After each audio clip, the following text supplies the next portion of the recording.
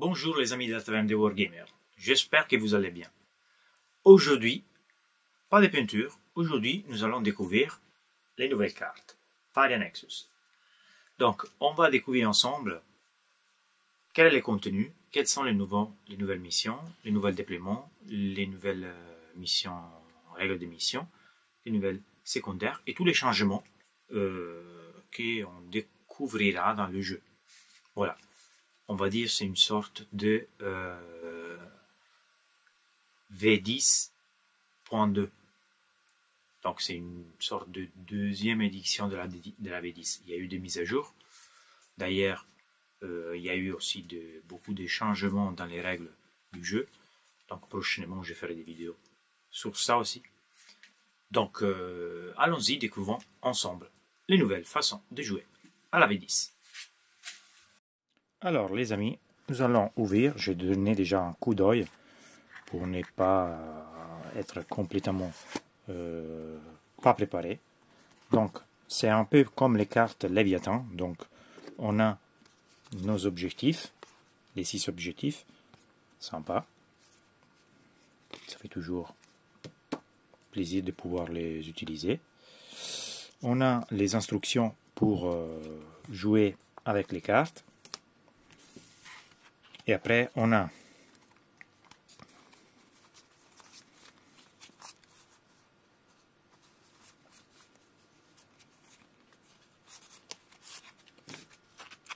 les cartes pour choisir déploiement, mission primaire et règles de mission. Et après, les cartes attaquantes et les cartes défenseurs en vert et les cartes attaquants en rouge. On regardera après. Alors, j'avais donné vite un coup d'œil pour ce qui concerne les règles. Donc, ici, il nous explique les contenus. Ok. Je vais zoomer un peu. Ici, il nous explique les contenus. Il y a 6 déploiements, 10 cartes règles de mission, 9 cartes mission principale. Et après, 18 cartes règles de mission secondaire. Et après, nous avons aussi les missions secrètes, que je ne sais pas encore comment ça fonctionne. Donc, le développement de la bataille, la préparation, etc., ça reste les mêmes, mais nous avons une petite nouveauté. La nouveauté, c'est les actions. Donc, ça, c'est la première vraie nouveauté. Ok, les actions qu'on va voir ensemble. Donc, avant, on ne faisait pas des actions. Donc, avant, sous les cartes, c'était pas clair. Il n'y avait pas une vraie définition d'action. Ok. Avec Fire Nexus, on a la définition. Donc, les actions, nos forces, peuvent tenter des tâches, on va dire, pendant le jeu. Alors, certains cas présentent des actions. Donc, ça, c'est les symboles qui nous indiquent que cette carte nécessite une action. Ok, donc c'est une sorte d'éclair. Et il sera spécifié quelles sont les unités qui peuvent faire l'action quand l'action commence et quand l'action est accomplie. Et enfin, quel effet l'action entraîne. Donc, quelles sont les limites? Alors, une unité ne peut pas entreprendre une action, donc veut dire une unité ne peut pas faire cette action s'il y a au moins un de ces critères. Donc, une aérodine, donc comme d'habitude, les aérodines ne peuvent pas faire une action. L'unité est ébranlée. L'unité a OC0. L'unité est à portée d'engagement, sauf pour les personnages titanesques. Okay. Donc, les personnages titanesques, il n'y a pas beaucoup, mais ils sont éligibles pour faire une action, même s'ils sont à portée d'engagement. Si l'unité elle a avancé ou battu en retraite, Et ça, c'est un gros changement. Avant, si vous avez des armes d'assaut, ou si vous avez Advanced Charge, vous pouvez faire des actions, même en ayant avancé. Ça a changé. Donc, si vous avez avancé ou battu en retraite, même si vous pouvez tirer, faire des choses, charger, etc., vous n'êtes plus éligible pour faire une action. Elle n'est pas éligible pour tirer à cette phase, y compris les unités qui ont déjà choisi pour tirer à cette phase. Si une unité ne peut pas tirer ou elle a déjà tiré, elle ne pourra pas faire d'action. Si une unité entreprend une action jusqu'à la fin du tour, elle n'est pas éligible pour tirer ni déclarer une charge. Donc ça veut dire que si on fait une action, on ne peut pas ni tirer ni déclarer une charge. Sauf personnage titanesque qui peut tirer, mais ne pourra pas déclarer une charge. Donc ça veut dire que le personnage titanesque, il peut, s'il fait une action, quand même tirer, mais ne pourra pas déclarer une charge. Donc, dans ce côté, les personnages titanesques, ils ont un petit avantage. Avantage qui s'est donné au fait que, bon, les IK, par exemple, s'ils jouent un personnage, c'est un gros personnage qui coûte 450-500 points, c'est normal que cette figurine puisse faire quand même quelque chose, s'il fait une action. Si une unité qui entreprend une action fait un mouvement, hormis des mouvements d'engagement et de consolidation ou quitte les champs de bataille, l'action ne peut pas être accomplie. Par exemple, je prends par exemple le lieutenant Space Marine avec l'arme combinée. S'il y a une unité qui approche à 9 pouces du lieutenant, il peut faire un mouvement. Donc, s'il est en train de faire une action, et si le personnage fait ce mouvement, l'action ne sera pas accomplie. Voilà. On va juste vite chercher une action pour voir comment elle est constituée, une action, une carte action. Voilà, j'en ai une ici. Récupérer les atouts.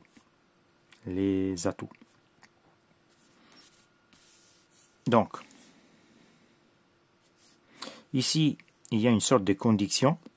S'il y a au moins 2 unités de votre armée sur les champs de bataille, vous pouvez défausser. S'il y a moins de 2 unités de votre armée sur les champs de bataille, vous pouvez défausser cette carte et piocher une nouvelle carte mission. Voilà, ça c'est une condition, une option que vous avez. Donc, récupérer les atouts. Alors, quand on commence dans la phase des tirs, les unités, il faut au moins 2 unités. Donc, il explique quelles unités. Si chacun d'entre elles est entièrement à l'intérieur d'un des différentes zones suivantes, zone de déploiement, la No Man's Land, la zone de déploiement adverse, à la fin du prochain tour, donc quand elle s'accomplit, à la fin du prochain tour adverse ou de la bataille, si soit 2, soit 3 de ces unités sont sous les champs de bataille. Donc, quand elle s'accomplit, à la fin du prochain tour adverse ou de la bataille, selon les rounds de bataille, si soit 2, soit 3 de ces unités sont sous les champs de bataille. Quand elle s'accomplit, 2 des unités ont récupéré des atouts, 3 points de victoire. 3 des unités ont récupéré des atouts, 6 points de victoire. Donc, pour résumer, il faut au moins 2 unités de notre armée entièrement à l'intérieur d'une des différentes zones suivantes. Donc, zone de déploiement, No Man's Land et zone de déploiement adverse. Il y a 3 zones. À la fin du tour adversaire, ou à la fin de la bataille selon le round, si 2 unités ou 3 unités sont sur les champs de bataille, l'action est accomplie.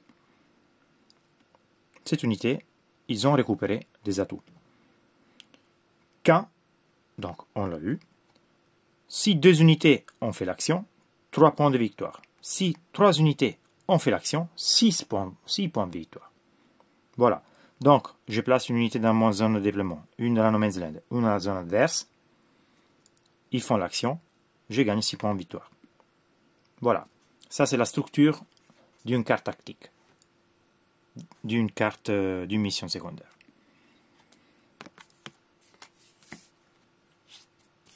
Alors, on retourne aux règles.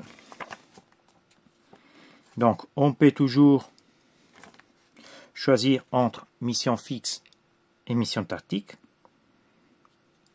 Il me semble d'avoir vu une différence comparée à avant. Il n'y aura plus la différence en termes de points entre tactique et fixe. Alors, nouveaux ordres. À la fin de la phase de commandement, je peux choisir une des cartes actives dans mes piles de cartes et la défausser pour piocher une nouvelle carte. Ça, c'est comme avant. Alors, le reste, ça revient au même. Mission secrète. Les missions secrètes sont des objectifs ardus, donc difficiles et secrets, que vous pouvez entreprendre si la mission principale semble compromise. À la fin du troisième round de bataille, en commençant pour la joueur qui a les second tours, donc si votre total de points de victoire des missions principales est inférieur ou égal à celui de l'adversaire, donc déjà il faut avoir moins de points de victoire ou égal à celui de l'adversaire, on peut choisir d'entreprendre une mission secrète. Donc à la fin du deuxième round, si je suis en seconde, donc si j'ai les seconds tours, et j'ai moins de points de victoire de mon adversaire en mission principale, donc pas en comptant les missions secondaires, ou égal, je peux choisir de faire une mission secrète. Choisissez secrètement une carte de votre pile et la met des côtés fâche cachée. On ne peut pas marquer plus de 20 points de victoire grâce à la carte mission principale. Donc, ça veut dire qu'au troisième round, à partir du quatrième et cinquième round, on ne peut pas faire plus que 20 points des primaires. Et si on fait plus, ils sont perdus. À la fin de la bataille, on révèle la carte. Si on accomplit les points de victoire, on marque ces points. Alors, les points restent invariés, donc 40 points, 50 points pour primaire plus mission secrète, si on l'a fait, donc 50 points maximal. Mission secondaire, 40 points de victoire et 10 points de victoire pour peinture. Voilà, ça sont les nouveautés. Je ne vois pas d'autres choses. Mission principale.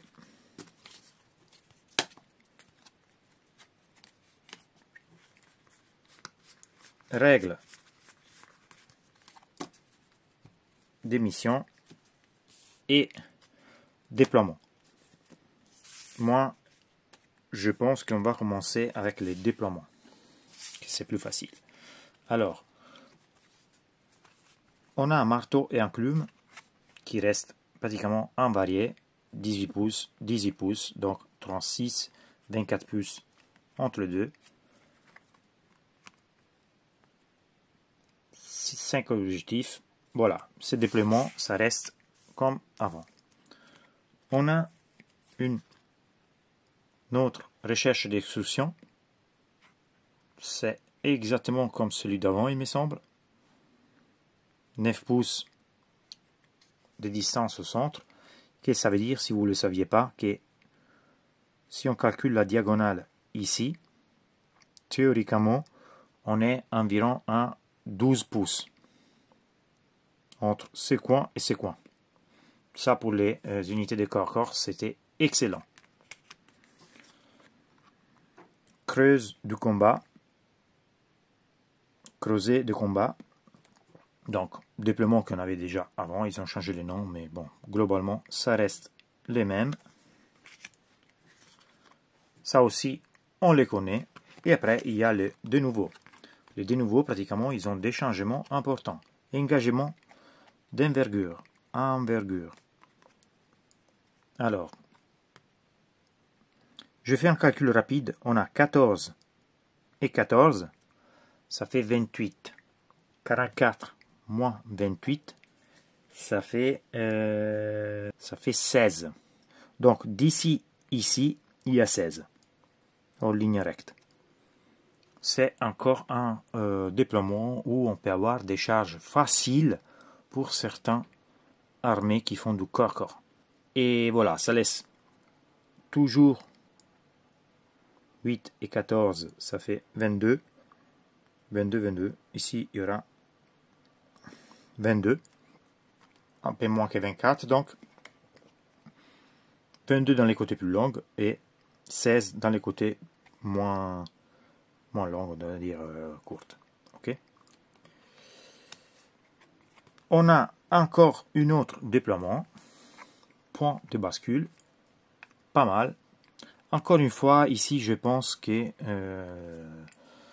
on a des corps un peu plus rapprochés. Parce qu'on a 20 et 20, 40. Donc, ça veut dire qu'ici, il y aura une distance de 20 pouces. Donc, ça fait quand même encore longue. Mais, par exemple, mes word eaters, qui peuvent tranquillement faire, en gros, qui peuvent quand même faire facilement 16 plus Auto Advance 22. Il peut facilement faire 22 sans la charge. Voilà, il pourrait avoir des sympas mouvements. Ou encore les unités qui peuvent faire scout, ici, infiltration. Ou, voilà, vous avez compris. Il y a de quoi faire. Ça, c'est le nouveau point. Qu'est-ce que ça change dans ces deux nouveaux déploiements?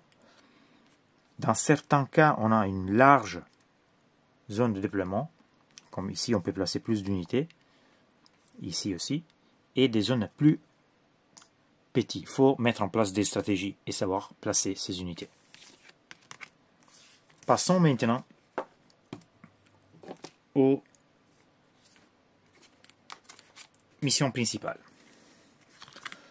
On a prendre et tenir. Donc, à la fin de la phase de commandement, à partir du deuxième round de bataille, ou à la fin de la bataille, à la fin de votre tour, si c'est le cinquième round de bataille, on gagne 5 points de victoire pour chaque pion objectif qu'on contrôle. Nickel, prendre et tenir. Les rituels. Oh, on l'aime tous. Alors, on retire tous les pions objectifs dans le No Man's Land, sauf celui qui est plus proche du centre de la bataille. Attention, on doit faire une action. Donc, à la phase des tirs, une unité de notre armée, il s'accomplit à la fin du tour. Quand l'action est accomplie, donc ça veut dire que je ne tire pas, je ne charge pas, et je dois être éligible pour le faire, je place un pion objectif sous le champ de bataille, entièrement dans le No Man's Land, et un pouce d'une unité, à condition qu'il puisse être placé exactement à 12 pouces dans notre objectif dans No Man's Land, et à plus de 10 pouces dans notre pion objectif. À partir du deuxième round de la bataille, à la fin de la phase de commandement, les joueurs dont c'est le tour marquent 5 points de victoire pour chaque pion objectif qu'ils contrôlent dans No Man's Land. Donc voilà, jusqu'à 15. On fait une action, on place un objectif dans No Man's Land, si on le contrôle, on gagne 5 points. Mais par contre, attention, on place l'objectif à la fin du round, du tour, on contrôle l'objectif à la fin de la phase de commandement suivant. Munitions non explosées, ça c'est nouveau. Les pions objectifs qui commencent la bataille dans No Man's Land sont des pions objectifs périlleux. Alors, il faut faire une action à la phase des tirs. Une ou plusieurs unités de votre armée, chacun à portée d'un pion objectif périlleux différent que vous contrôlez. À la fin de votre tour, si l'unité qui entreprend cette action est toujours à portée du même pion objectif périlleux, et si vous contrôlez ces pions objectifs, vous pouvez les déplacer, chacun de 6 pions objectifs périlleux de jusqu'à 6 pouces. Quand vous le faites, ces pions ne peuvent pas finir ces mouvements sur un autre pion, ni sur notre figurine, ni dans les parties infranchissables des éléments de terrain. Par exemple, je ne peux pas finir le mouvement de ces pions sur un conteneur. Alors, je gagne à la fin de chaque tour de joueur à partir du deuxième round de bataille 8 points de vie pour chaque objectif, 8 points de victoire pour chaque objectif dans la zone de déploiement adversaire, complètement dans la zone adversaire. 5 points pour chaque pion objectif qui est entièrement à 6 pouces de la zone de déploiement adverse, ou 2 points de victoire si est entièrement à 12 pouces. Donc, attention, ces déploiements sont intéressants pour cette mission. C'est pratiquement la mission qu'on avait avant, déployer les cerveaux-crânes, il me semble. Pivot. Elle est nouvelle. À la fin de la phase de commandement, à partir du deuxième round de bataille, si les joueurs dont c'est le tour ne contrôlent pas les pions objectifs dans sa propre zone de déploiement, ils marquent 3 points de victoire pour chaque pion objectif qu'ils contrôlent. Donc, si je ne contrôle pas l'objectif dans ma zone de déploiement et je contrôle d'autres objectifs sous la No Man's Land ou sur la zone de déploiement adverse, je gagne 3 points de victoire pour chaque objet. Si les joueurs dont c'est le tour contrôlent le pion objectif dans sa zone de déploiement, ils marquent 3 points de victoire pour le contrôle de cet objectif et 5 points pour chacun d'autres objectifs. Ça, c'est intéressant. Si je ne contrôle pas le pion dans ma zone, je gagne 3 points pour tous les autres objectifs que je contrôle. Si je contrôle mon objectif et les autres ils me donnent plus de points. Trait brûlé, c'était la même. À la phase de tir, à partir du deuxième round de bataille, unité de notre armée à portée d'un pion qui n'est pas dans notre zone, il peut faire une action. L'action est accomplie à la fin du tour adverse ou à la fin de la bataille. L'objectif sera brûlé. Alors, à partir du deuxième round de bataille, on gagne 5 points pour chaque objectif qu'on brûle, si il était dans No Man's Land, et 10 points si on brûle l'objectif dans la zone de déploiement adverse. À partir du deuxième round de la bataille, par contre, à la fin de la phase de commandement, les joueurs dansent les tours, ils gagnent aussi, je ne vais pas trop mettre à feu, je suis désolé, ils gagnent aussi 5 points de victoire pour chaque pion objectif qu'ils contrôlent. Donc, je brûle des objectifs, je gagne des points. Je contrôle des objectifs, je gagne des points. Largage des matériels, c'est celui où on va choisir 2 objectifs à hasard dans le No Man's Land, l'oméga et l'alpha. Au 4e round de bataille, l'alpha est retiré du champ de bataille. Et au 5e round de bataille, l'oméga est retiré du champ de bataille. Donc, à la fin de la phase de commandement, les joueurs dansent les tours, marquent les points de victoire suivants pour chaque pion objectif dans No Man's Land qu'ils contrôlent, en fonction de round de bataille en cours. 5 points de victoire au 2e et 3e round de bataille, par pion objectif. 8 points au 4e round, 15 points au 5e round. Voilà, on l'avait déjà avant. Éliminer l'adversaire, ça est classique, on l'avait déjà avant. À changer le nom, peut-être, je ne m'en souviens plus. À la fin du round de bataille, on gagne 4 points de victoire si un ou plusieurs unités ont été éliminées. À la fin à partir du deuxième round de bataille, on gagne 4 points de victoire si plus d'unités ennemies que d'unités amies ont été détruites à ce round de bataille. Ça veut dire que si je tue plus d'unités que toi, je gagne 4 points de victoire. À partir du deuxième round de bataille, à la fin de la phase de commandement, je gagne 4 points de victoire si je contrôle un ou plusieurs objectifs. Si j'en contrôle plus que l'adversaire, j'en gagne plus. J'en gagne 4 en plus.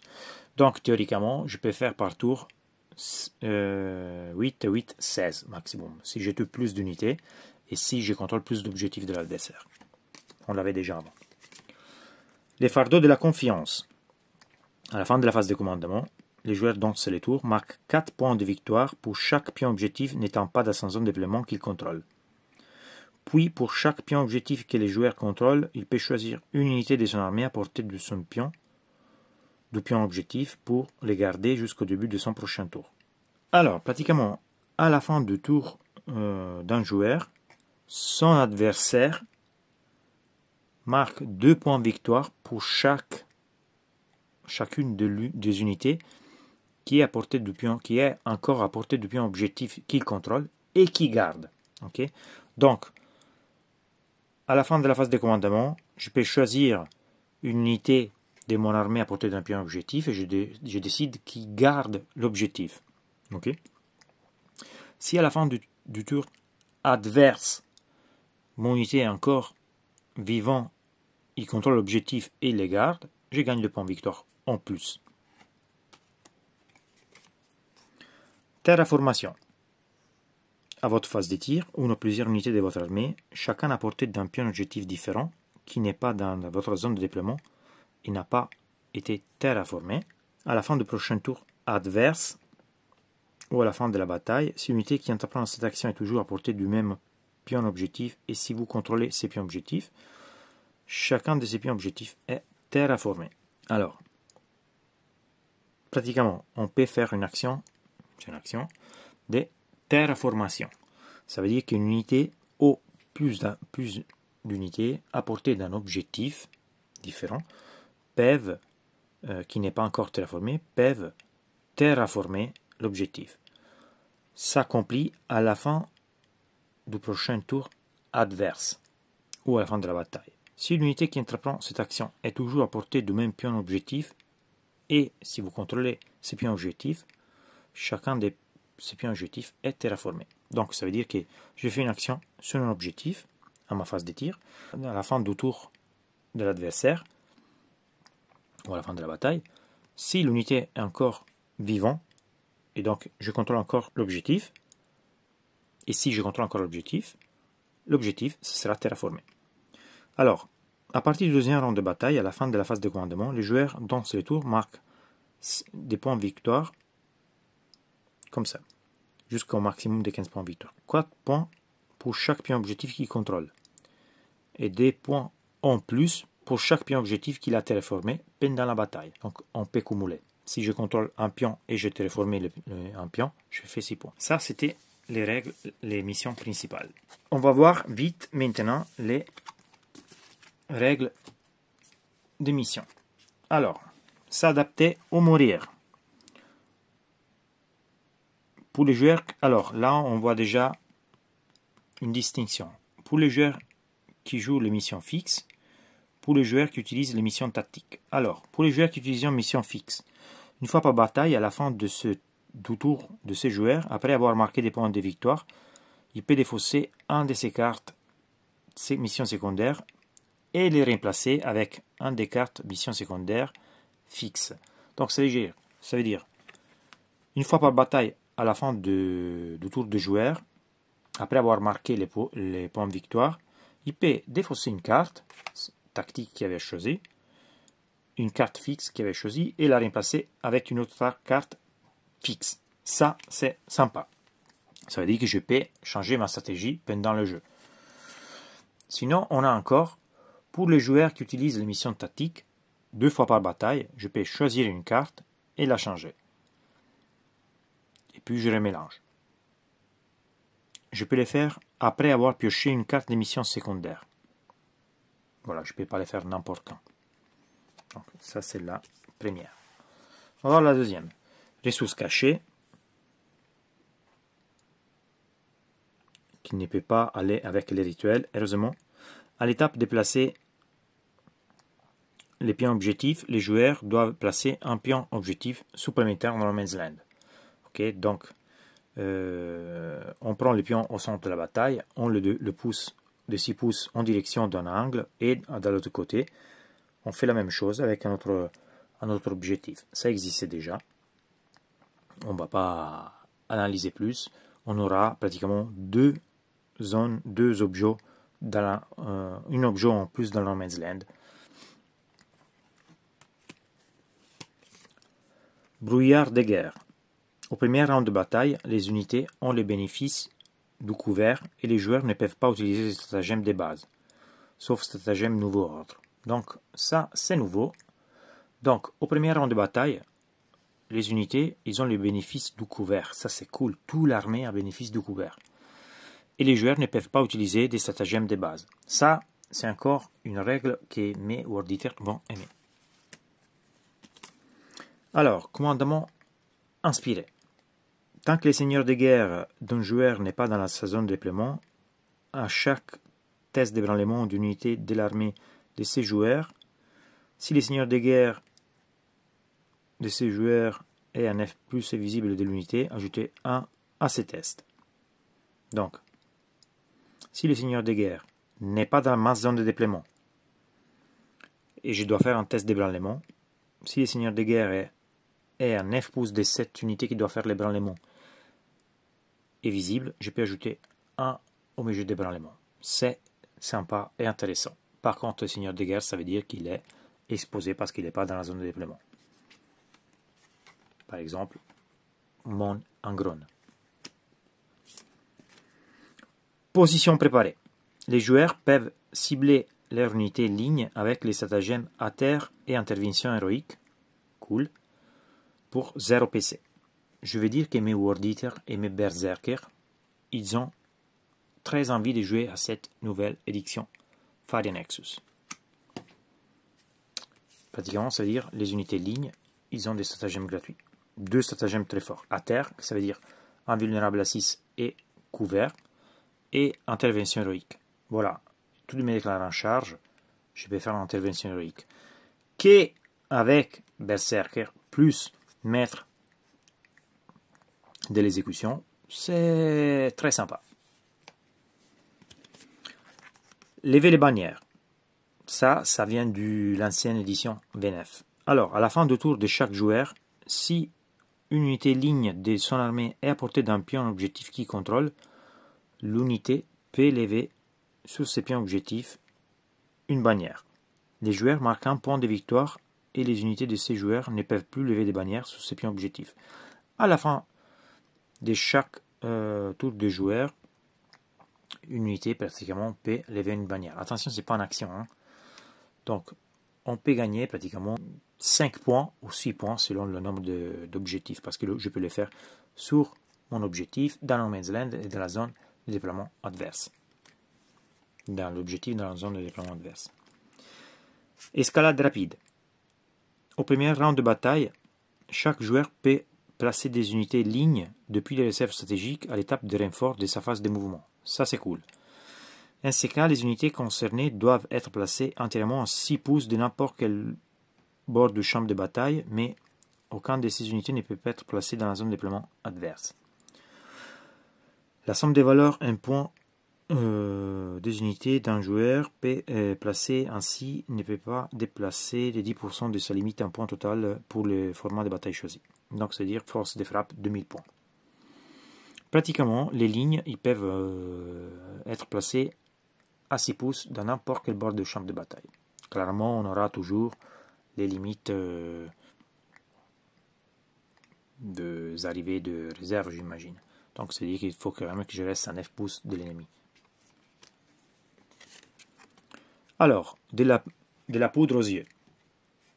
Après que 2 joueurs ont déployé leur armée, en commençant pour l'attaquant, chaque joueur peut placer en réserve stratégique une unité de son armée qui est sur les champs de bataille, qu'il soit le nombre d'unités qui sont déjà en réserve stratégique. Le valeur, un point de telle unité ne peut pas dépasser d'un 5 points de la limite totale, un point total de chaque joueur pour le format de bataille choisi. Alors, de la poudre aux yeux, ça veut dire que je peux mettre en réserve stratégique une unité de mon armée, jusqu'à 500 points. Une seule. Hein. Par exemple, les seigneurs des grains. Voilà. Disons que je le place en belle vue. Je n'ai pas le premier tour, je le mets en réserve. Oui. Pilier. Les unités lignes qui entreprennent une action sont quand même éligibles pour tirer à ces tours. Et les unités lignes peuvent entreprendre les actions tant qu'elles sont à portée d'engagement d'une ou plusieurs unités ennemies. Alors, comme on voit dans cette édition, les unités lignes, elles sont favoris pour le jeu. Pour des raisons de jouabilité, de l'or, je ne sais pas, mais bon, on favorise les lignes.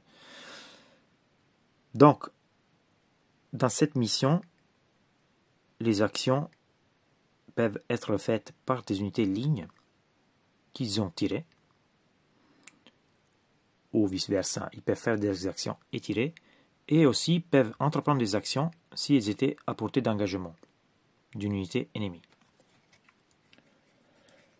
Si vous saviez, dans la V8, dans la V10, en carte Léviathan, une unité qui avait, par exemple, des armes à pistolet, elle était engagée en corps à corps, il pouvait faire poser une balise, par exemple, s'il contrôlait l'objectif. Voilà, ça c'est pour dire. Maintenant, on ne peut plus le faire, mais les unités lignes, ils peuvent quand même faire l'action s'ils sont à portée d'engagement d'une unité ou s'ils ont tiré avec la mission pilier. Action rapide.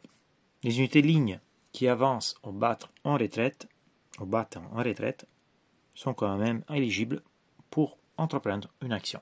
Encore une règle de mission qui favorise les unités lignes. Donc, ça veut dire qu'avec cette règle, on peut avancer ou battre en retraite et faire des actions avec les unités lignes. Donc, on a vu les déploiements, on a vu les règles de mission, on a vu les missions primaires. Maintenant, on passe au clou de clou, aux cartes mission secondaire. Alors, les amis,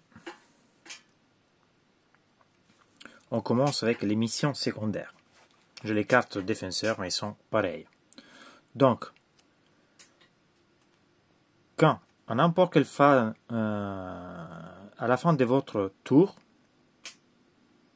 si vous contrôlez un pion objectif dans No Man's Land, vous gagnez 2 points victoire. Si vous contrôlez au moins 2 pions objectifs dans No Man's Land, vous contrôlez 5 points.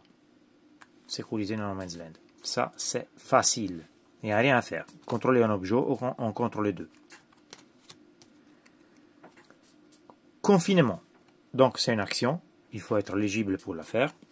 À la phase des tirs, une ou plusieurs unités de votre armée qui sont entièrement dans 9 pouces dans un ou plusieurs bords du champ de bataille et hors votre zone de déploiement. Attention, hors votre zone de déploiement, à 9 pouces d'un bord. Choisissez un bord du champ de bataille différent pour chacun de ces unités. Donc, une unité, il peut les faire sur un seul bord. Elle s'accomplit immédiatement. Chaque bord du champ de bataille choisi est confiné par votre armée. À la fin de notre tour, pour chaque bord du champ de bataille confiné par votre armée, à ce tour, on gagne 3 points de victoire, jusqu'à 6 points de victoire. Donc, il faut les faire sous 2 bords, globalement. C'est un peu comme l'action qu'on faisait au coin de terrain. Sauf qu'elle est limitée à globalement 6 points de victoire. Voué à périr. Lorsque pioché, votre adversaire doit choisir 3 unités de son armée sur les champs de bataille. S'il y a seulement 1 ou 2 unités de son armée sur les champs de bataille, il doit les choisir. S'il n'y a pas d'unité de son armée sur les champs de bataille, défaussez cette carte et piochez une nouvelle carte. Ça, c'est très bien. Si je ne peux pas la faire, je la défausse. Je suis autorisé à défausser la carte. Donc, si l'adversaire a 3 unités, il va choisir 3 unités. S'il n'y a que 1 ou 2 unités, il doit choisir 6 unités.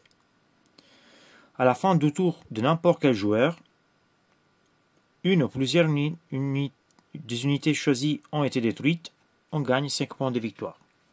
Voilà. S'il y a 3, ça veut dire que j'ai plus de possibilités de les tuer. S'il y a 1 ou 2, il est obligé d'en choisir une. S'il y a 2, il doit en choisir 2. Pas mal comme carte. Défendre les bastions, on la connaît. Si c'est le premier round de bataille, on pioche une nouvelle carte. Et ça, on la mélange. À la fin du tour adverse ou de la bataille, si vous contrôlez un ou plusieurs pions objectifs dans votre zone de déploiement, vous gagnez 3 points de victoire. C'était plus ou moins comme c'était avant. Avant, c'était par contre à la fin, au début de la phase de commandement. Donc, je la pioche dans ma phase de commandement, je le contrôle à la fin de la phase de commandement du prochain tour. Voilà. Là, c'est à la fin du tour adverse ou à la fin de la bataille. À salir l'objectif hostile. carte tactique et fixe. Alors, assaillir objectif hostile. Si c'est la première ronde de bataille, vous pouvez piocher une nouvelle carte d'émission secondaire et remélanger ces cartes dans votre pile d'émission. Donc, si ce n'est pas en fixe, on peut la défausser au round 1. C'est important, parce qu'avant, ça arrivait, il me semble qu'on ne pouvait pas la changer.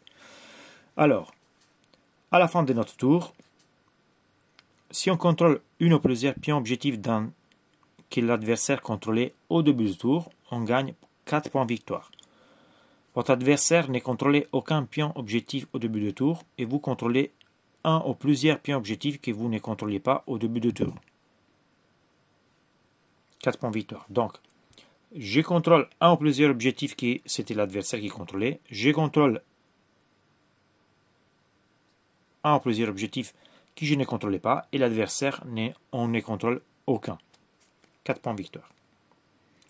C'est ou ça, pas les deux. Ça, c'est pas mal en tactique, par contre. Parce que, voilà, on force soit l'adversaire à ne pas prendre l'objectif, soit nous à contrôler l'objectif, donc c'est intéressant. Engagement sur tous les fronts. Alors, s'il y a au moins 3 unités de votre armée sur les champs de bataille, vous pouvez... S'il y a moins de 3 unités de votre armée sur les champs de bataille, on peut défausser cette carte et en piocher une nouvelle. Parce que ça va être compliqué. Alors, une ou plusieurs unités de votre armée sont entièrement à l'intérieur de 3 cartes des tables différents. Et ces unités sont à plus de 6 pouces de centre de bataille. Donc ça ne change pas. On gagne des points de victoire. Si on est sur tous les quarts des tables, 4 points de victoire. On fixe aussi comme avant. Récupérer les autos. On l'a vu avant.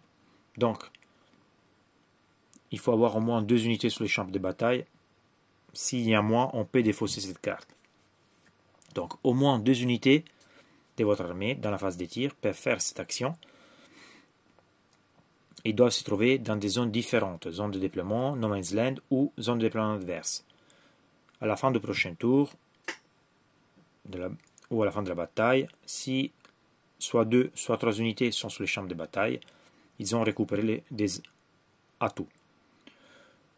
Quand, à la fin du tour adverse ou de la bataille, 2 unités ont récupéré des atouts, 3 points de victoire. 3 des unités ont récupéré des atouts, 6 points de victoire. Ça, c'est pas mal de tout, hein, récupérer des atouts. Hein. Bordel, ça c'est très intéressant. Je n'avais pas vu que c'était en fixe. Et en réalité, c'est facile de faire des actions dans No Man's Land et votre zone. Avec 2 unités, tu peux facilement gagner 3 points de victoire. Ça va être compliqué d'en gagner 6, mais 3 points de victoire, c'est faisable. Donc pour... on peut la faire à partir du round 1, bien évidemment. Donc ça veut dire que pour 5 rounds, on peut faire 15 points faciles.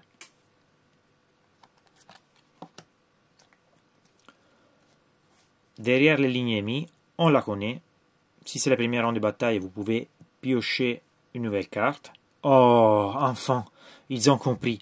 Bordel, ils ont compris. Si je n'ai pas des unités qui courent comme des fous, si je n'ai pas des Space Wolf, si je n'ai pas des World Eater, si je n'ai pas des unités qui courent et se téléportent, je ne peux pas aller dans la zone de déploiement adversaire assez facilement. Ça, c'est bien, ils ont compris, enfin. Donc, on peut la défausser si c'est le premier round de bataille. Une unité de votre armée est entièrement dans la zone de déploiement adverse. 3 points de victoire. 2 unités de votre armée sont entièrement dans la zone de déploiement adverse. 4 points de victoire à la fin du tour. Carte fixe. Ça pourrait être sympa avec les World Eater, qui bougent énormément, même au tour 1. Je parle pour mes armées, les gars. Hein. Interdiction des zones. Donc, à la fin de votre tour, une ou plusieurs unités de votre armée sont à 3 pouces de centre. Et il n'y a pas d'unité ennemie à 3 pouces de centre. 2 points de victoire. Une ou plusieurs unités de votre armée sont à 3 pouces de centre. Et il n'y a pas d'unité ennemie à 6 pouces de centre. 5 points de victoire. C'est pratiquement presque invarié. Assassinat, en fixe. N'importe quel rang de bataille. Si vous utilisez des missions fixes, là il y a un changement en termes de points de victoire. 4 points de victoire pour chaque assassin, pour chaque personnage tué. En tactique, un ou plusieurs personnages ont été tués, 5 points de victoire. Tous les personnages, ils ont été tués, 5 points de victoire. Donc en fixe, on peut faire 4 points de victoire par personnage. En tactique, on peut tuer un ou deux personnages, peu importe, on gagne de toute façon 5 points de victoire. Si on a déjà tué tous les personnages, 5 points de victoire. Purification, c'est une action à la phase des tirs, à portée d'un objectif, qui n'est pas dans la zone de déploiement. Si à la fin de votre tour, l'unité est encore à portée d'objectif, elle peut purifier l'objectif. Donc, 2 points pour un pion, 2 au plus, 4 points de victoire. Voilà. Il faut être à portée d'un objectif et les contrôler. Établir une confluence. C'est nouvelle. À votre phase de tir, c'est une action. Unité de votre armée, à la fin de votre tour, si l'unité est dans la zone de déploiement adverse ou à 6 pouces du centre du champ de bataille, donc soit je suis chez l'adversaire, soit je suis à 6 pouces du centre, l'unité établit une confluence. Confluence. À la fin de votre tour, votre unité établit une confluence à ces tours et à 6 pouces du centre, 2 points de victoire. 4 points de victoire si je suis dans la zone de déploiement adverse. C'est déployer la balise, pratiquement. Sabotage. Alors, toujours une action. À votre phase de tir, une unité de votre armée qui est dans un élément de terrain et hors votre zone de déploiement. À la fin du prochain tour, adverse ou de la bataille, si votre unité est sur le champ de bataille, votre unité a fait un sabotage, a commis un sabotage. À la fin du tour adverse ou de la bataille, votre unité a commis un sabotage à ce tour et n'est pas dans la zone de déploiement adverse. 3 points de victoire. Si a commis le sabotage dans la zone adverse, 6 points. Donc, une seule unité peut faire cette action dehors de notre zone de déploiement et qui est dans un élément de terrain, donc ça veut dire dans un décor. En couvert, globalement. Au couvert. Elle fait cette action. À la fin du tour adverse, attention, c'est la fin du tour adverse, 3 points si je suis dans la no man's land et 6 points si je suis dans la zone de déploiement adversaire. Force écrasante. Jusqu'à ce que cette carte est active, chaque fois qu'une unité ennemie qui a commencé le tour est à portée d'un pion objectif est détruite. Donc, ça veut dire 3 points pour chaque unité qui je détruis et qui a commencé les tours à portée d'un objectif. C'est comme avant. 3 points ou 5 points si j'en tue 2, 3, 4. Pas des prisonniers. Tant que cette carte est active, 2 points de victoire pour chaque unité ennemie détruite. Si j'en tue 2, ça me fait 4 points. Si j'en tue plus, donc 3, 4, 5, je gagne 5 points. Voilà. Abattez-les à changer. Donc, s'il n'y a pas d'unité monstre véhicule, on peut défausser cette carte. Ah, bonjour, messieurs. Donc, c'est pas dans la liste. Hein. S'il n'y a pas d'unité monstre véhicule sur les champs de bataille, donc c'est-à-dire que s'ils sont en réserve, je peux défausser cette carte. Tant que cette carte est active, chaque fois que je détruis un monstre en véhicule, je gagne 2 points de victoire. Si la figurine a plus de 15 points, plus de points. S'il y a plus de 20 points de vie, plus de points. Donc, c'est-à-dire que je tue un titan, je fais 6 points de victoire. Ok?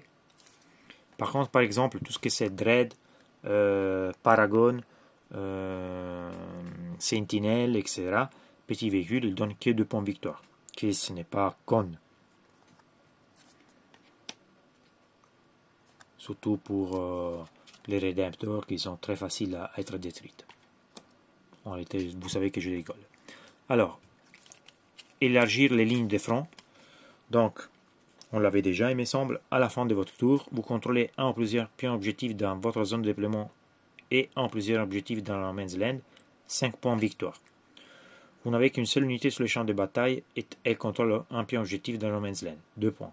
Donc, elle est comme avant, sauf que dans ces cas-là, si je ne me reste qu'une seule unité dans mon armée, clairement, je ne peux pas faire la première option. Mais je peux quand même contrôler un objectif dans le man's land. Ça me donnera 2 points de victoire.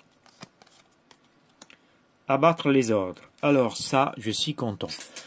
Parce que ça fait depuis le début de la V10 que j'ai dit qu'il y avait une erreur dans cette édition. Je ne peux pas jouer contre les IK et avoir comme carte fixe, ok, abattez-les. Et par contre, jouer contre les orques, les Genestealers, ou même les tyrannides en mode rouge, et ne pas avoir une carte pareille. Je veux dire, on a des milliers de figurines qui meurent, revient, et on ne gagne pas des points en les tuant. C'est con, c'est stupide. C'est un gros désavantage contre les armées basées sur les véhicules, et un gros avantage contre les armées constituées de beaucoup de figurines. Donc, s'il n'y a pas d'unité ennemie sur le champ de bataille qui remplit l'un ou l'autre condition requise par cette carte, vous pouvez défausser cette carte et piocher une nouvelle carte. Alors, tant que cette carte est active, bien sûr, on peut la jouer en fixe aussi. Chaque fois qu'une unité infanterie ennemie est détruite, si au moins une des conditions suivantes est remplie, on gagne 5 points. Donc, l'effectif initial de l'unité détruite était de 20 plus. Okay. Donc, par exemple, les orques, une boule des 20 orques, je la tue, ça me donne 5 points de victoire. Une boule des 20 Genestealers, ça me donne 5 points de victoire. Et c'est logique. C'est logique. Voilà, il n'y a pas de discussion. La somme des caractéristiques des points de vie des figurines de l'unité détruite était de 25 au plus. Là, c'est par exemple si on a 10 Space Marines plus 2 personnages. Voilà. Correct, je gagne 5 points de victoire. Ça a du sens. Ça a du sens. Selon moi, ça a du sens. Il y aura les cerfs de bataille qui en sortent gagnants de cette carte parce qu'ils peuvent jouer beaucoup d'infanterie qui par contre il ne dépassera jamais les 10 points de victoire, les 10 points de vie globalement. On arrive bien à comprendre que ça c'est une carte qui devait être présente depuis le début. Insertion de l'état-major. Ah, voilà, désolé les gars. Là, on est aux cartes secrètes. Donc, ce n'est plus des gagères. Les gagères, je ne l'avais même pas accroché, je n'avais même jamais essayé. Ça, je pense que j'en ferai. Il y a une qui me plaît beaucoup. Alors, mission secrète. À partir de la fin du 3e round de bataille, on regarde combien de points on a. Et si on a moins de points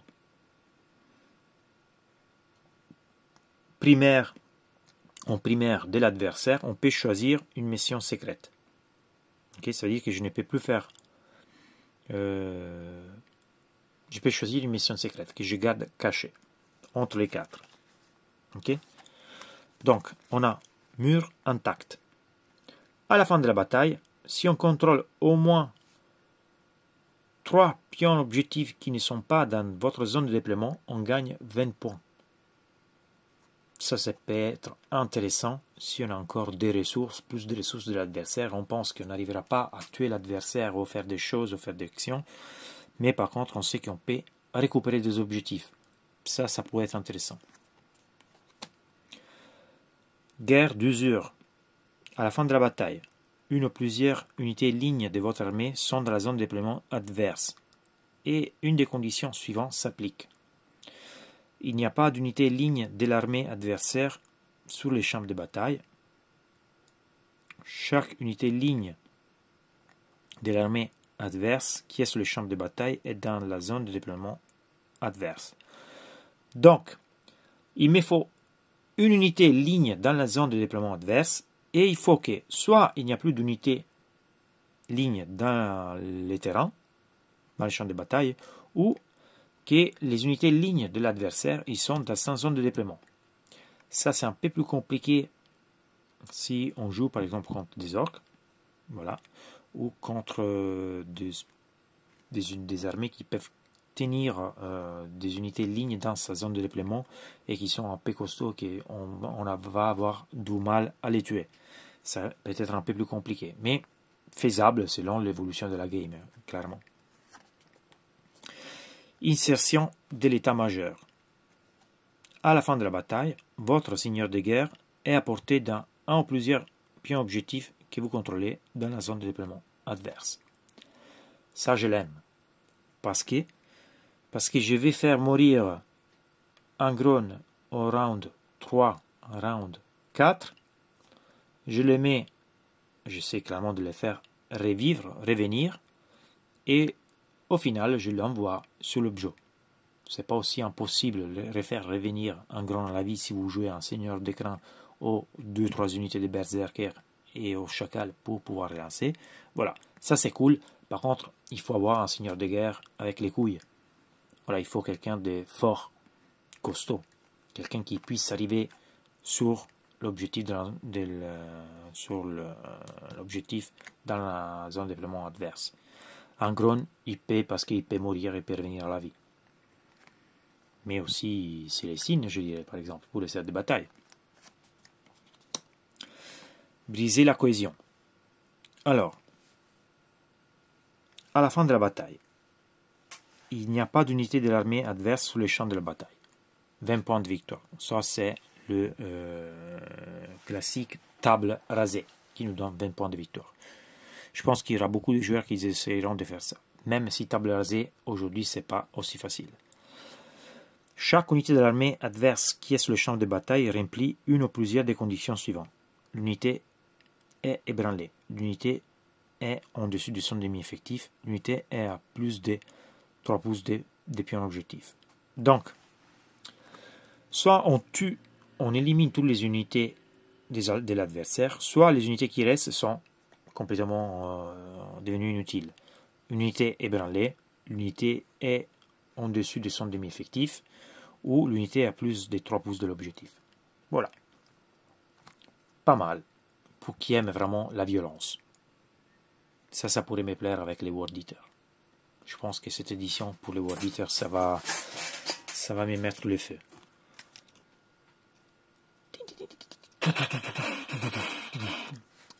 Je vais vous prendre bientôt, les gars. Vous inquiétez pas. Ou plutôt lui. Il y aura du matos. Hein. Ok, les amis. Voilà, nous avons fait le tour de notre carte Faria. J'espère que vous avez aimé la vidéo, que vous sera utile. Si vous avez des questions ou si bien évidemment je dis des cazzate, des conneries, donc des conneries c'est delle cazzate en italien. Si je dis des conneries ou n'importe quoi, si j'ai mal interprété des règles, si j'ai mal interprété des choses, j'ai mal expliqué des choses, n'hésitez pas à me faire un retour. J'espère de vous revoir dans la prochaine vidéo. Si vous avez aimé les vidéos, laissez un like. Si vous n'êtes pas encore inscrit à la Taverne des Wargamers, faites-le.